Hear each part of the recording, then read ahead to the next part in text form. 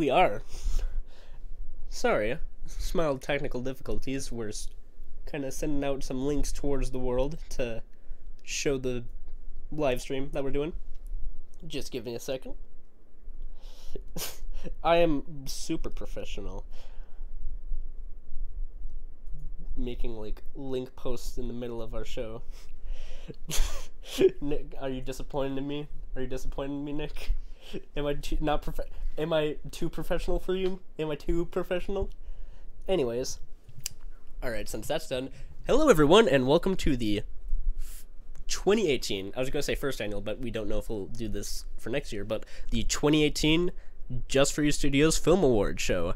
And so you may be wondering, what is that? So I am a big fan of film. Also, for those wondering, I'm Luke from Just4You Studios, who's been on podcasts, that sort of thing. Been collaborating with other videos with him. Our technical director, Nick. But yeah, it's just sort of, we decided to do an award show because it'd be kind of fun, you know, like there's Oscars, Golden Globes, BAFTAs, all that sort of thing. And you know what? I said let's make an alternative. You know, it'd be fun. It'd be kind of like we're the less professional Oscars, but hey, at the same time, we have less pedophiles. So, anyways, there's a couple of films that have come to my attention a lot of people don't really know about. There's some more obscure stuff, but you know what? There's something kind of fun in that. You know, you get to see films that you may not have heard a lot about. Like, for example, Operation Avalanche is very kind of underground, not as well known as some of the other films, but you know what? Gaining the, you know, like, learning about new films and that sort of thing can be kind of exciting. You get to see the ones that you've seen like a million times, but also some new ones that, like, some fresh faces. But you know what? Variety is the spice of life, ain't that right? No? Okay, cool. Anyways, so we've got a lot to talk about. Got a lot of films, about 20 nominations, in fact.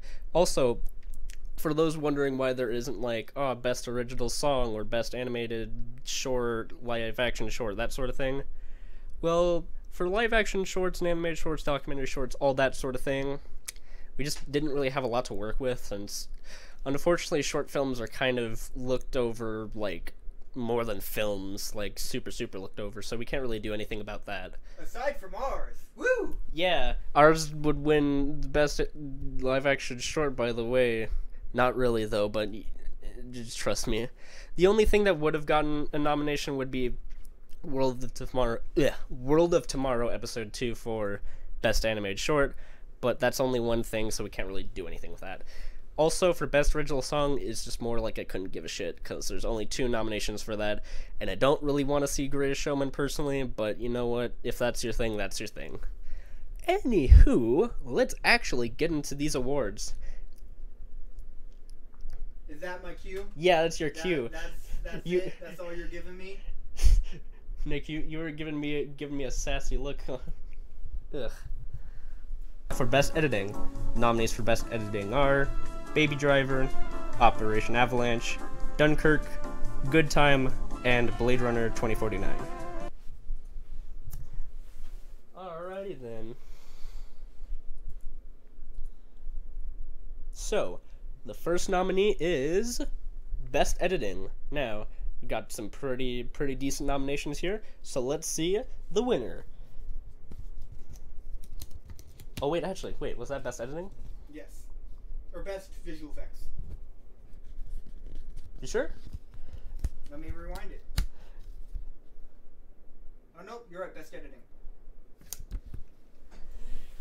We're professional, I promise. May have been some issues with changing the layout of the videos of nominations, but anyways, so Best Editing. Good thing we didn't read the wrong card at the wrong time. Fair enough. That would have been awkward. Yeah, I know, right? Good thing nobody does that ever. Yeah, I know, right? It's not like the most professional award show has ever done that before in their lives. But the winner for Best Editing is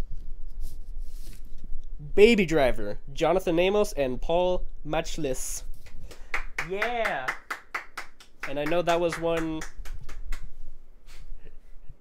Do it more. Oh, yeah. Alright. So, there was a lot of really good nominations, and the only one that was like super close was Dunkirk. But Baby Driver, it just has so much going on, but it never feels cluttered. It's always kind of contained in the editing, in its, like its entire runtime. There's never like a shot that feels out of place or just a moment that feels unnecessary. It's all there. It's all contained, and as long as it needs to be, and also has some really nice pacing because it's super fast but never is exhausting. And that was best editing. So now it's time to go on to our next category, which is now best costume design. Blade Runner 2049, Phantom Thread, The Lost City of Z, The Shape of Water, and Wonder Woman. Alright, so I don't know where visual effects went, but we'll probably see that later on. Anyways, best costume design. Here it is. And the winner for best costume design is... It's going to be a lot of this. Phantom Thread, Mark Bridges. Now, this one was sort of kind of the obvious one since, I mean, the whole film, Phantom Thread, is about making dresses and costumes, that sort of thing, so it's sort of obvious, but it's also, it deserves it, because its costume design does represent something about the characters, the way that they think. It's the most well thought out, I guess, of the costume designs. There's a lot of them that are sort of like, oh, they're very pretty and stuff. Like, Wonder Woman has, like, really good costume designs, like, period design and all that. But Phantom Thread was the one that I feel used in the most interesting way possible. And that was best costume design. Now, on to our next nominee. Best makeup effects. Nominees are Guardians of the Galaxy Volume 2, It the movie, not just saying It, The Shape of Water, Star Wars The Last Jedi, and Beauty and the Beast. Alright. Just give us a second. Best makeup. And the winner is The Shape of Water. Now, this one was also sort of an obvious one.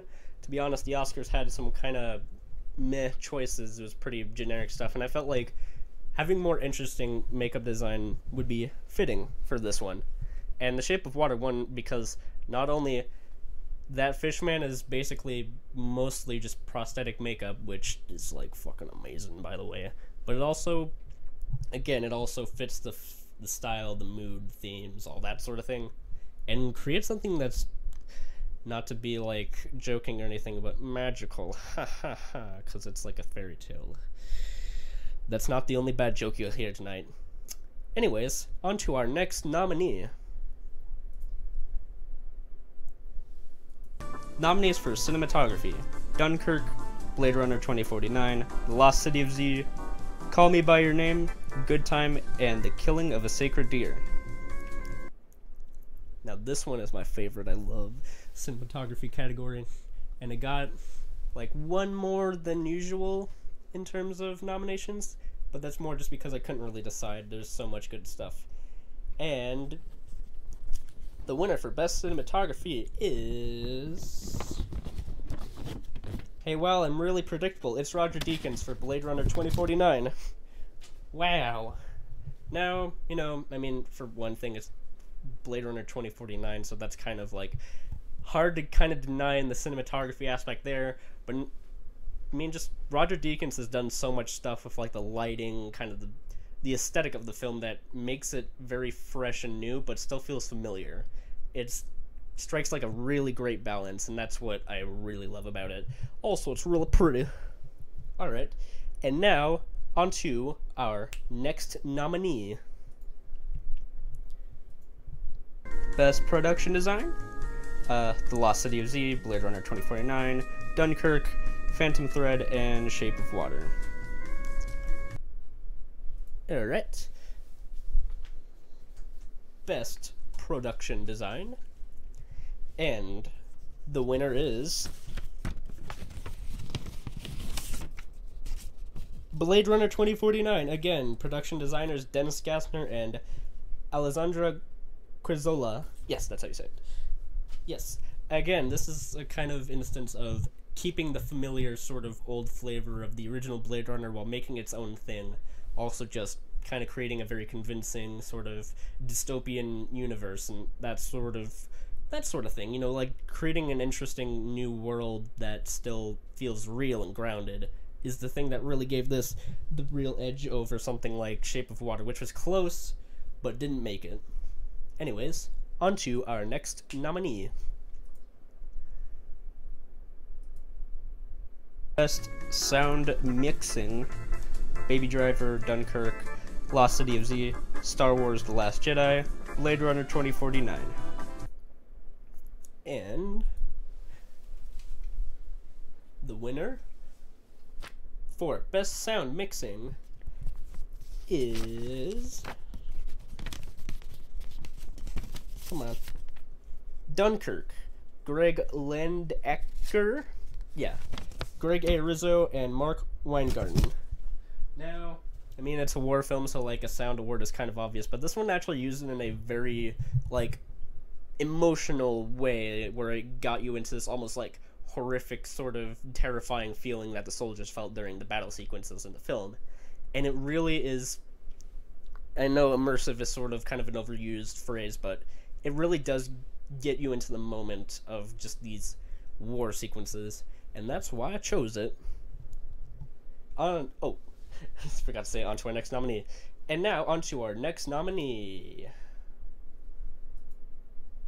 And for sound editing, same goes for Baby Driver, Dunkirk, and 2049, but also John Wick 2 and Guardians of the Galaxy 2.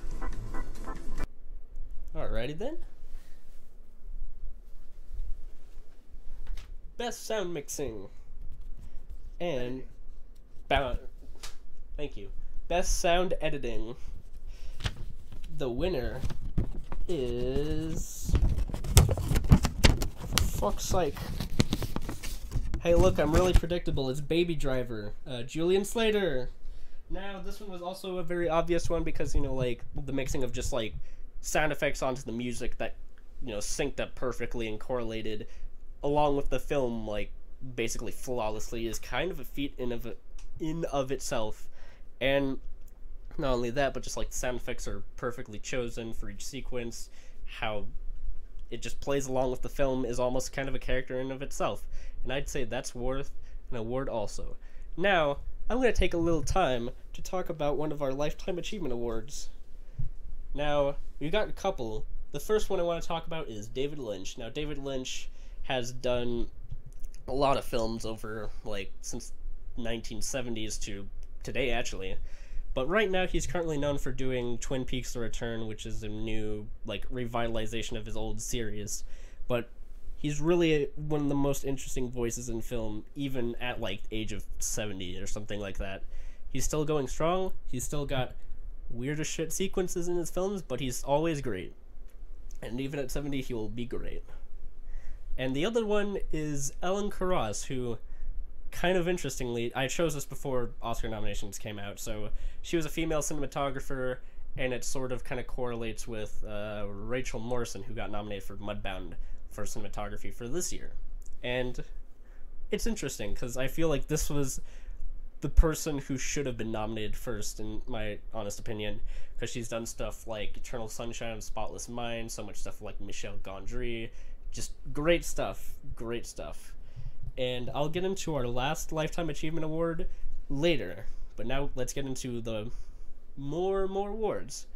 So, on to our next nominee, my technical director, you. Next up is Best Original Score. Nominees are Dunkirk, composer Hans Zimmer,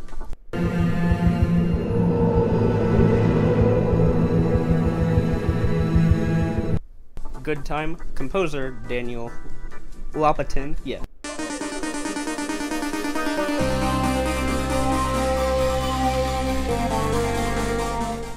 The Shape of Water, Alexandre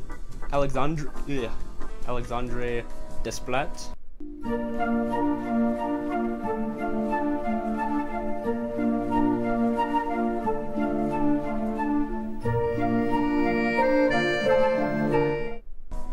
Phantom Thread, Johnny Greenwood.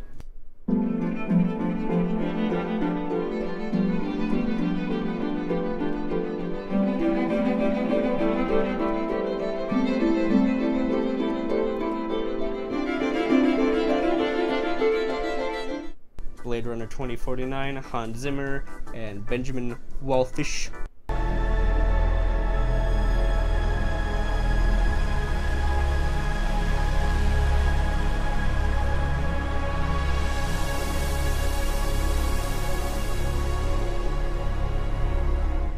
Last Jedi, John Williams.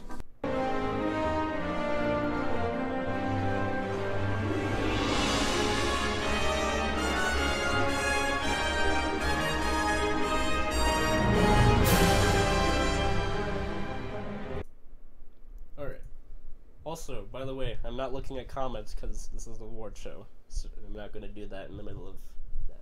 Oh, for people who possibly didn't hear, just wanted to say I'm not looking at comments for this because, well, it's an award show and I don't want to, like, break, pacing or whatever, even though I'm doing that kind of right now. Anyways, for Best Original Score, the winner is... Come on. Johnny Greenwood, Phantom Thread.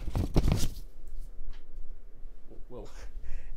Anyways, I chose this one because, like, for one thing, Johnny Greenwood is just absolutely amazing, not only as, like, a guitarist on Radiohead, but has done other films with Paul Thomas Anderson, like this film, There Will Be Blood, just so many great films, and this one was one of his most interesting sort of scores that has a very classical feel to it, but is very distorted and strange in many, many ways. And I feel it creates the best kind of tone for the film possible, because the film itself is very classical, but also very distorted in many ways. So it's the perfect choice, I'd say. Now, let's get on to our next nominee. Next up is Best Independent Feature for the Best Independently Made Feature of the whole year. Nominees are Get Out, Good Time, Call Me By Your Name, Lady Bird, and The Disaster Artist. And theatrically gonna wave it into the camera. Best Independent Feature, the winner is... The winner is me struggling with envelope. Call Me By Your Name. Now. Shit, okay. Just throw it there. Alright. So, this one hasn't been as watched as some of the other nominees for, like, obvious reasons. It hasn't been released all that much, but it's one of the best films about, like, relationships and kind of, like, how relationships can affect people and, like, the way they think. It's just a beautiful, beautiful film. And I'd say everyone should go see it, even if you don't believe in gay people, which is kind of weird, but that's you, and you should change that, maybe, I don't know. Anyways, let's get on to our next nominee. Next up is Best Foreign Language Film. Now, some of these aren't really necessarily for the foreign language, but more from the country that they were conceived in or adapted from. It's Only the End of the World, Raw, First They Killed My Father, Thelma, and Okja. Alright. Best foreign feature. Why did I say foreign feature with a country accent? That's kind of contradictory, ain't it? Foreign feature, y'all. I love me some Japanese and French cinema. They're my favorite. Good. Anyways, the winner for Best Foreign Feature is... Okja. Now, I really, really love the films of, and this is his actual name, Bong Joon-ho. He has done some really great stuff, actually, like, kind of had a variety of different films, and this is probably his most different of all the films he's ever done. Like, it's more kind of, like, has almost, like, an inspiration of, like, a Spielberg sort of Studio Ghibli sort of feeling, His other films are much more like darker thrillers, but this one's like very lighthearted, has a great message to it, even though it's kind of been a message that everyone's talked about before, like, oh, save the animals from human consumption, that sort of thing. But this one actually does it in a fun, inventive, great way, and that's why it's the best foreign feature. Now on to our next nominee. Now, best animated feature. This one's kind of weird though, because there's some that are like, oh, this is very artistic, and then there's some just like, that's an interesting choice, but you gotta have variety, I guess. The Lego Batman Movie, Loving Vincent, Coco, Captain Underpants, and The Breadwinner. Alright. Man, I hope Captain Underpants wins. Anyways, it didn't get nominated at the Oscars, though, because Boss Baby was much deserving of an Academy Award, right? No? Of course. Anyways, the best animated feature is Loving Vincent. Now, not only was this a beautiful film just because of the animation style, which was basically rotoscope, but instead of like using like flash, they painted every single frame, and they do like a lot of kind of replications of Vincent van Gogh's work that's super impressive, but also just like a great story in of itself, as it kind of looks back on our past and the way that we deal with our past, and the way that the film's constructed from animation and story-wise. It's very fitting, I'd say.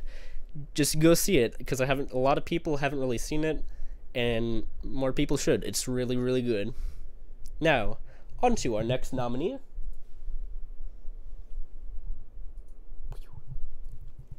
Best Adapted Screenplay. Nominees are Logan, 2049, Call Me By Your Name, Mudbound, and The Disaster Artist. Alright, now we're into like the heavy hitters, like the top, not 5, 7, the top 7 sort of awards. Also, kind of have a feeling we may have forgotten about Best Visual Effects, but that might be later, I don't know. We kind of had to do some editing stuff, so we'll see in a little bit. And the winner for Best Adapted Screenplay is Call Me By Your Name, screenwriter James Avery. Ivory. Shit. I always get mixed up with Avery and Ivory, because, like, there's that song was like, Avery and Ivory. Anyways, again, the reason I chose this one, like, this and Blade Runner 2049 were, like, packed. Like, they were competing really strongly against each other. And I went with Call Me By Your Name. For one, I love Blade Runner screenplay, and it gets better on rewatches, but at the same time, there's, like, some kind of awkward dialogue at points that doesn't really work. Whereas Call Me By Your Name is sort of, it feels supernatural. Like, it, not supernatural, like, spooky, but just, like, everything about it is incredibly natural in the way that just the characters interact with each other, and just, like, how the connection sort of comes between these two characters. It just feels, everything feels genuine, and that's the thing that I think really makes this my favorite adapted screenplay of the year. Anyways, on to our next nominee from our crouching director, Nick, over here. He's crouching right now. I don't know why. Hold on. Just so they can see. Let me see if I can get it up. Yeah. There he is. So on to the next nominee? Yes, I did say that. Okay. Well, you went to the technical director thing. Oh, sorry. Now for original screenplay, nominees are Get Out, Operation Avalanche, Phantom Thread, The Shape of Water, and Lady Bird. Alrighty then. Now, oh man, you snuck under there like really good. Why do you think I was crouching? Oh, okay. Technical difficulties here for just a second, but alright. So, best original screenplay. The winner is Phantom Thread, screenwriter Paul Thomas Anderson. And he's going to crouch again. There we go. Alright. So I chose this one not only because it's like Paul Thomas Anderson, who not only is one of my favorite directors currently, but is also one of my favorite screenwriters currently. He's able to create like a very, like a usual kind of like makes like a usual British drama seem super engaging, genuinely. And not only that, but it's also like really funny. It's really dark, disturbing. Not even like disturbing in like graphic content, just like in ideas and concepts. And just each character is like super well written, and just most importantly, it's really funny actually. And that's why I chose it for Best Original Screenplay. And now, before we get on to our sorry, I forgot to say. Before we get on to our next nominee, I'm going to talk about our last Lifetime Achievement Award for Michael Kahn, who has basically edited almost every single Spielberg film, among other things, but his most notable stuff is like the Spielberg films, and just stuff he's done for those films, like Saving Private Ryan, Jurassic Park, all that sort of thing, all that sort of stuff, more like, is kind of inspiring for editing, just that sort of thing. And he's still going strong. He's still editing for like Spielberg films, and he's been like making those more and more recently. So yeah, good on him. And yeah, Michael Kahn, live long. Visual effects. The nominees are Star Wars: The Last Jedi. Technical difficulties. Sorry. I'll talk about Michael Kahn a little bit more. So he's done Saving Private Ryan. Also, what else? He's done The Post, which recently came out, which wasn't nominated for just, it was a very good film, but it did feel very Oscar baity and wasn't memorable enough for me to say, like, best picture of the year sort of thing. But it was very well edited, though. That's one thing I can say. And so Michael Kahn did a great job on that. Bridge of Spies, War Horse, just like every single Spielberg film ever. Let's make a list of every single Michael Kahn Spielberg film now. Let me actually see. So it was Jurassic Park, Schindler's List. He did Schindler's List as well. Amistad, which was a Spielberg film. AI, which, I mean, like, that wasn't the best, but you know what? Can't always win in the end, I guess. AI, he did Munich, which was actually, like, one of his best editing. Cut to commercial? Okay.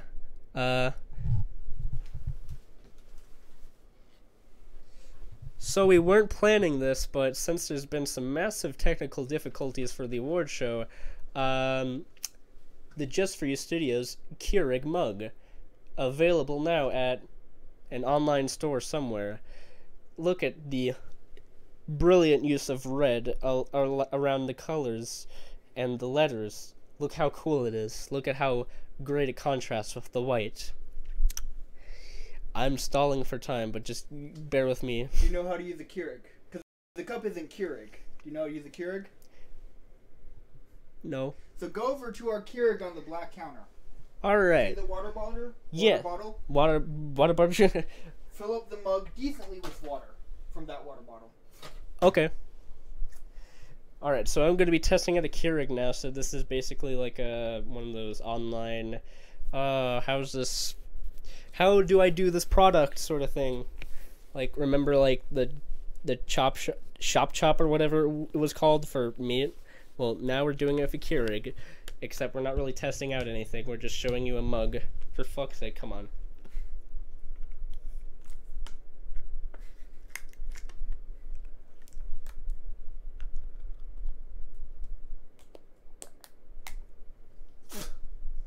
Now that's sexy, right? Anyways.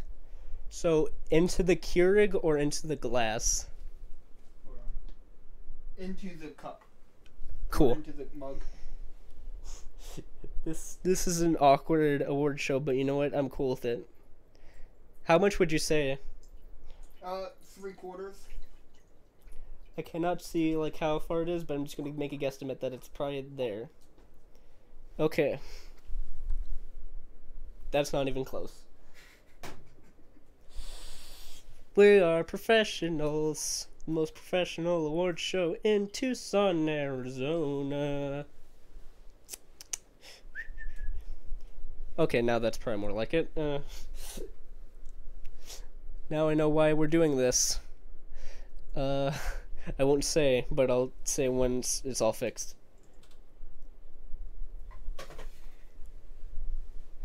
Okay, yeah, this...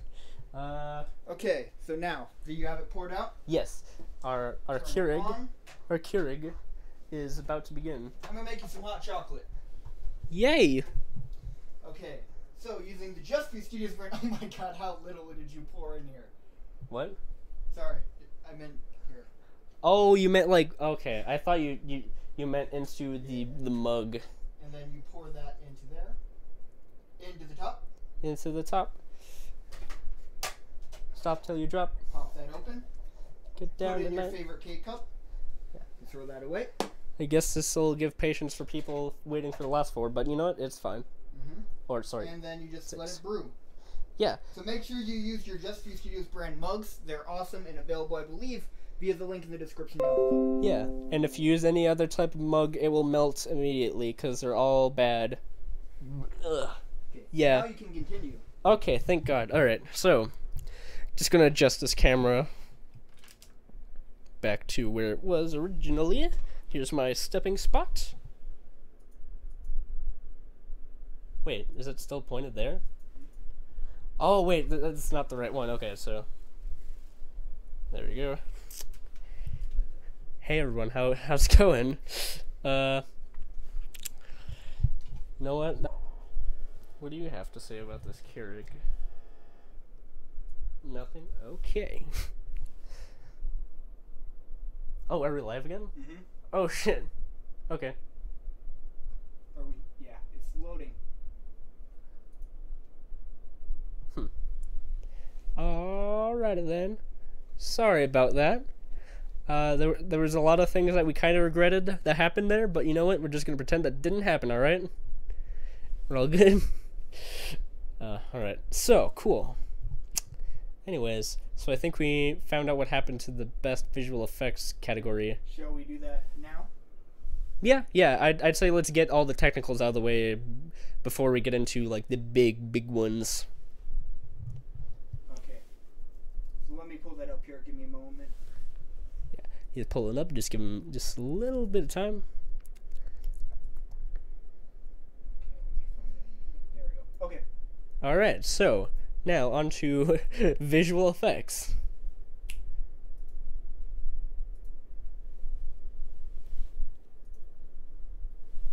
Best visual effects. The nominees are Star Wars: The Last Jedi, Kill it. If you have to. War for the Planet of the Apes, Kill ape. All dead now. A long time. Long time. Bad humans. Soldier. Blade Runner 2049,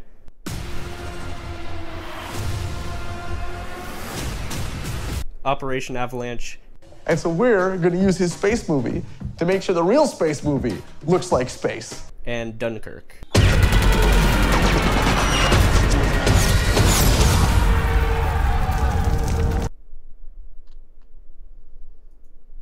Alright, now, the long-awaited best visual effects. Let me see if I can actually find it in here, though, because now there's just like a shit ton of, Oh, here it is. Best visual effects. And the winner is...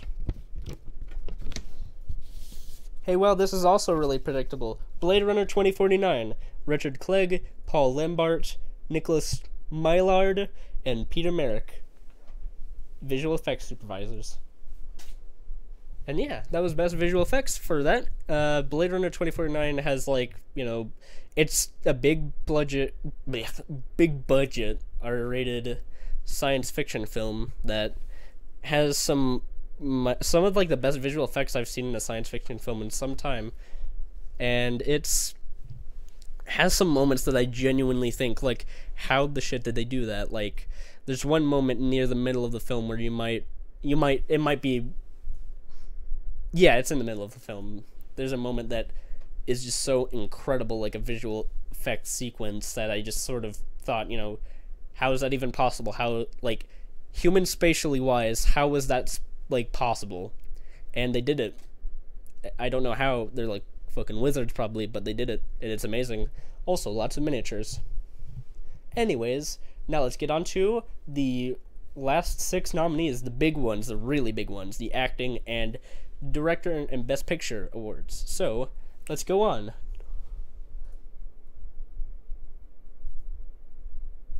Best supporting actress. Nominees are Octavia Spencer, The Shape of Water, Haley Lou Richardson for Columbus, Laurie Metcalf for Lady Bird, Mary J. Bilge for Mudbound, Vicky Krieps for Phantom Thread. Alright, and we have our best supporting actress envelope, and the winner is Laurie Metcalf, Lady Bird. Now, the reason I chose this one was, like, there's a lot of nominees here that were, like, super, super good, and were very, very close to being a winner, but Laurie Metcalf did my favorite performance of all of them, because, like, hers was the most genuine, as, like, playing kind of, like, a very stressed out mother, and it was just perfect. She did great, and she also made me laugh at a couple times, and it was just really, really good, and I didn't even know who she was before. And that's kind of the importance of, you know, seeing stuff with people you may not have heard of, maybe movies you didn't even know about. You can find some gold in kind of the unknown. And now, let's get on to our next nominee. Nominees for Best Supporting Actor: Armie Hammer, Call Me By Your Name, Willem Dafoe, The Florida Project, Richard Jenkins, The Shape of Water, Harrison Ford, Blade Runner 2049, Sam Rockwell, 3 Billboards Outside Ebbing, Missouri. Alright. I just did like a weird, like, dirty rag thing there with my envelope. Anyways, and the winner for Best Supporting Actor is Harrison Ford, Blade Runner 2049. Now, this one hasn't really been nominated by a whole lot of people, and I thought that was really surprising, because this was, in my opinion, one of Harrison Ford's best performances in, like, quite some time, and, you know, even though it was sort of a small role, like, not, like, the biggest role in the film, he did, like, amazingly, like, one of the first few times where it was, like, genuinely emotionally impacted by Harrison Ford's performance.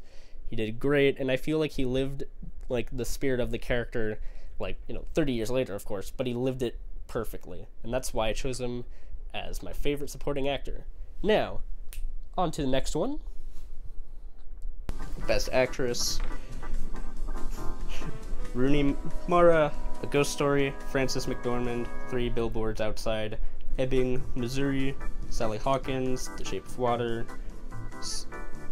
I don't know how to say that, but I'm just gonna wing it. Didn't you write this? I did, but I forgot how to look up how to pronounce these names. Saoirse Ronan, Lady Bird, and Saoirse Ronan, Lady Bird. Michelle Williams, All the Money in the World.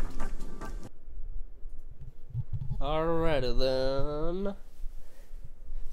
Getting into the last 4. Getting to the end. And the winner, there we go, for Best Actress, Leading Actress in a Feature Film is Sally Hawkins, The Shape of Water. Now, this was another case of someone I barely knew, like, going into a film, like what they've done film-wise, and I was completely blown away, in all honesty. Her character doesn't really speak since, you know, she's mute, but she does so much, like, characterization and, like, little details in her character that are just, you buy into it, you completely buy into her character, and it's so brilliant, funny, sad, heartwarming, everything you would want from a performance, you get from her. And that's why it's my favorite actress performance of the whole year. Now, on to the next nomination. Now we're getting into the last 3. Best Actor: Robert Pattinson, Good Time, Timothee Chalamet, Call Me By Your Name, Get Out, Daniel Kaluuya, James Franco, The Disaster Artist, and Daniel Day-Lewis, Phantom Thread. By the way, so that James Franco nominee, well, due to very unfortunate circumstances, he will no longer be nominated and will be replaced by James McAvoy from Split. But anyways, let's actually see who won the award. Just a second, I need to cough. I will say it would be incredible if it was James McAvoy from Split. Yeah, that would be kind of a weird coincidence if it was. It was like, I had to change this like last minute, but he's also the winner. And the winner for Best Actor in a Leading Role, hey, guess what? I'm an Oscar shill. Daniel Day-Lewis, Phantom Thread. Now, I mean, fucking Daniel Day-Lewis, so I mean, like, that should be enough in and of itself, but it's one of it, like, it's very different from most of the characters I've seen him play. It's more kind of understated and quiet, but also at the same time he's very, like, can have his moments where he's, like, super loud and aggressive, but again, he completely understands his characters and knows how to play them, like, by point, and he never loses a beat. He's completely perfect. And if this is his last role, I'll be super sad, but you know what? He did a great last performance, and it was also really funny at some points. And yeah, my favorite actor leading performance of the whole year was from Daniel Day-Lewis. Wow, I'm super not predictable at all. Wow. Anyways, next nominee. Last two going on. Yeah, boy. Best Director. Nominees are Paul Thomas Anderson, Phantom Thread, Luca Guadagnino, Call Me By Your Name, Christopher Nolan, Dunkirk, The Safdie Brothers, Good Time, Denis Villeneuve, Blade Runner 2049 again, Guillermo del Toro, The Shape of Water. And we're getting to the last two. These are the heavy hitters, the big ones, the real defining moments. And the winner for Best Director goes to Denis Villeneuve, Blade Runner 2049. Now, I know this one's been getting, like, all the rounds for this awards show, but, I mean, like, he made a R-rated science fiction, big-budget, like, science fiction film that was incredibly smart, like, had brilliant production design, editing, cinematography, literally every single aspect was just, like, brilliant, and was able to release it into a wide theater and knew and like had like an absolute love for the original. Just everything made him the obvious choice in my eyes. And now we're on to the big one, the most defining one, the Best Picture nomination. So let's roll that clip.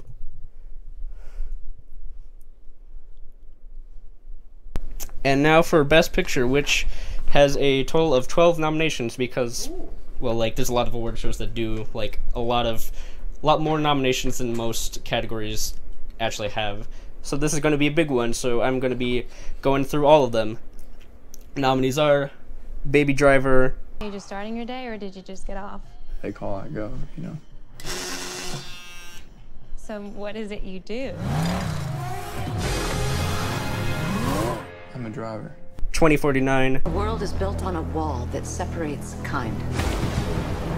Tell either side there's no wall, you bought a war. Call Me By Your Name. That'd be great. Thank you. So what do you do around here? Read books, transcribe music, swim at the river. The Disaster Artist. Everybody wants to be star. You have to be the best and never give up. When I get up on stage in front of people, all I can think about is, what if they laugh at me? You, man, you're fearless. Dunkirk. You can pick us up from the air like fish in a barrel.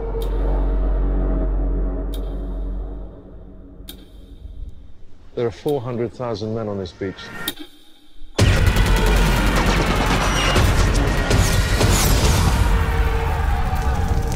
Get Out. I felt much more comfortable with my being here. Get out. Sorry, man. Get out! Yo! Good Time. How much money can you get right now? Come on, bro. Oh my gosh. Are you kidding me? What do you think I'm doing this for? I want to get him out tonight. Lady Bird. Succeed. I want you to be the very best version of yourself that you can be. The Lost City of Z. New hunt. I wish to find the lost city. What you seek is far greater than you ever imagined. Phantom Thread. You can sew almost anything into the canvas of a coat. When I was a boy, I started to hide things in the linings of the garments. Things that only I knew were there. Secrets. The Shape of Water.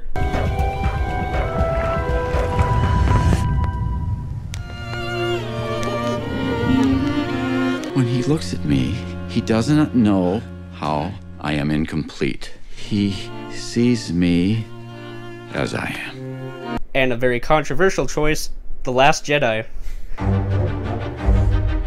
Inside me has always been there. But now it's awake. And I need help.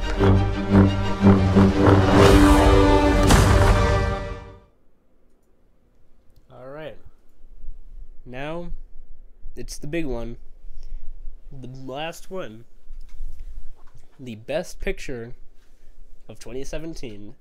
So let's not, you know, what's the word for, like, wasting time, stalling. Yeah, stalling, which I wasn't doing there, obviously, to not wreck up tension in any way, obviously. And so, the winner of Best Film of 2017 is The Shape of Water, producers J. Miles Dale and Guillermo del Toro. Now, that seems like kind of an unexpected one in terms of like what won the awards. Like, I mean, there's a lot for Blade Runner, there was a lot for Phantom Thread, and it won the original screenplay award. And while all those awards were like great for those, Shape of Water is kind of like a modern day fairy tale, but like in Guillermo del Toro's own fashion, and just there's so much passion put into like every aspect of the film, from production design, everything. Like I said, kind of Blade Runner, but this one you can just feel it everywhere. It really does feel so atmospheric, but just you can feel the warmth, you can feel kind of the scary moments, the sad moments. Every single emotion is like there and present, and it's fully realized. And you know, it's insanely beautiful for that, and that's why I chose it for Best Film of 2017. And that was the award show. So what did you think, Mr. Awards Man? Well, first off, I want to cut to now what my couch looks like, as you guys can see. Luke, step to the side for a sec so they can get the full shot of that. There's the... Yeah, that's the pile of envelopes that we have right now. Envelopes and winner cards, basically. So, yeah, I guess what I'll say is, Luke, you're the one who really took control of this event. This took up the Casual Crappy Cinema slot for this week, which is another show that you run here on Just4You Studios, so make sure you guys check out the pilot of that if you have not yet.